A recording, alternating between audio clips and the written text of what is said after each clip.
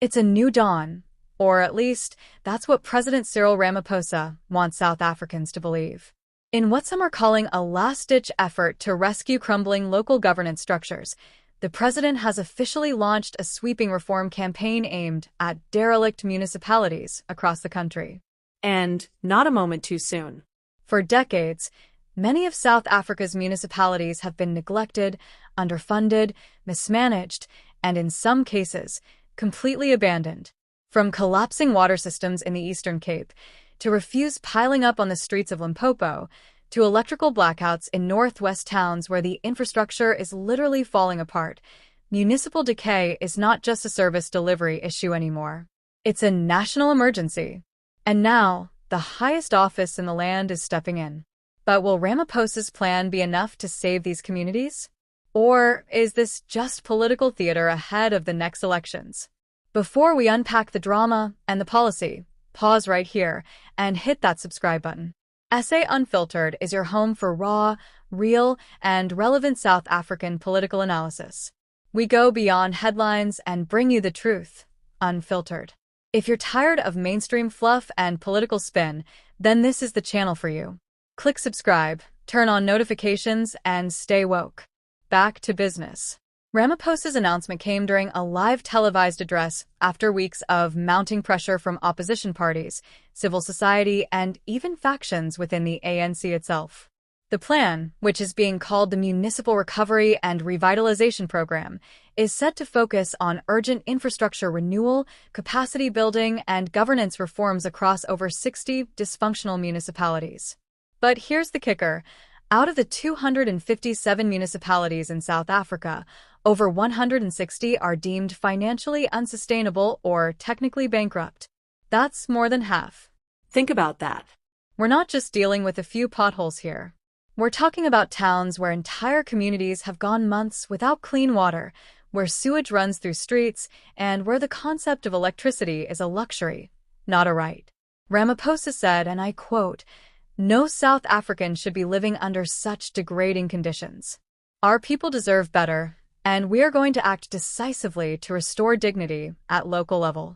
He might be serious this time, because unlike past promises, this one comes with a multi-billion rand budget allocation, the deployment of national task teams, and even the threat of criminal prosecution for corrupt municipal officials. Now, that last part is crucial. South Africans are tired of throwing money at broken systems only to watch them fall apart again. There's a deep sense of betrayal when AR's 60 million water treatment plant is built and becomes unusable within a year because tenders went to buddies instead of qualified contractors. Ramaphosa's reforms include a new municipal integrity unit designed to fast-track investigations and audits. Officials found guilty of mismanagement or theft will not just be suspended, they will face jail time. That's the promise. But can the system handle the truth? Skepticism is high. The Democratic Alliance says this is just another ANC Band-Aid on a bullet wound, arguing that unless the root cause, political deployment and cadre protection, is addressed, these reforms are doomed. The economic freedom fighters, on the other hand, have slammed the plan as too little, too late, calling it a desperate ploy to win back public trust ahead of the 2026 municipal elections. And ordinary citizens? Well, they've heard it all before. "We'll believe it when we see it," said one resident of Makana municipality, where the taps have been dry for weeks. But let's not lose hope entirely. There are some success stories buried in the rubble. In KwaZulu-Natal, a pilot version of the reform program turned around the fortunes of a previously bankrupt municipality. Waste collection resumed, roads were patched up, and even the revenue base grew as confidence returned. If replicated nationwide, this could be a game changer. Another significant shift is the president's plan to bring private sector expertise into municipal management.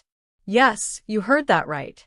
For the first time, government is inviting engineers, accountants, and urban planners from outside the state sector to join in rebuilding local governments. This might ruffle feathers within union ranks, but many argue it's long overdue. You cannot keep recycling the same failed leadership and expect different results. Education and skills development also form part of the plan.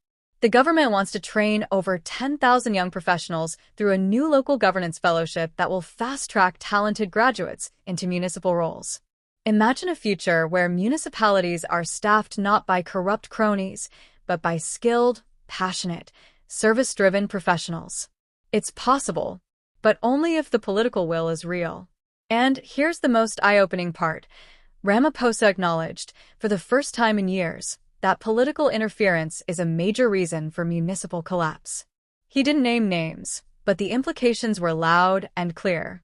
If the ANC is truly willing to step back and let professionals do their jobs, this could mark the beginning of a new era. Or it could all fall apart again. Because at the end of the day, plans don't fix municipalities. People do. And that's where you come in. We, the people, need to demand transparency. Follow the money. Watch the tenders.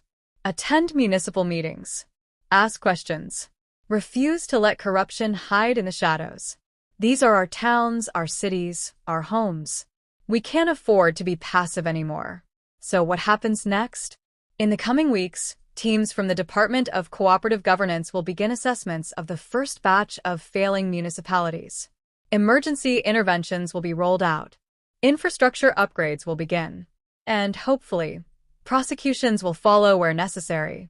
SA Unfiltered will be tracking these reforms closely. We'll bring you updates, analysis, and on-the-ground reporting as the situation unfolds. If you want to know whether this reform is real or just another PR stunt, stick with us.